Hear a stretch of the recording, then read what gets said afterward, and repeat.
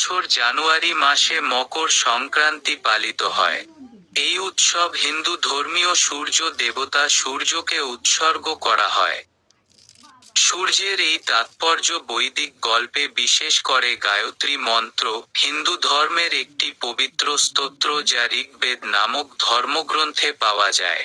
বাংলা সংস্কৃতি ও ঐতিহ্যের অন্যতম গুরুত্বপূর্ণ উৎসব পৌষ পার্বণ বা মকর সংক্রান্তি, যা পৌষ মাসের শেষ দিন পালন করা হয়। কথিত আছে, এই মকর সংক্রান্তির দিন সূর্যদেব ছেলে শনির সঙ্গে দেখা করতে যান। শনিদেব হল মকর রাশির অধিপতি। তবে মনে করা হয়, সূর্য ও শনিদেবের একে অপরের শত্রু।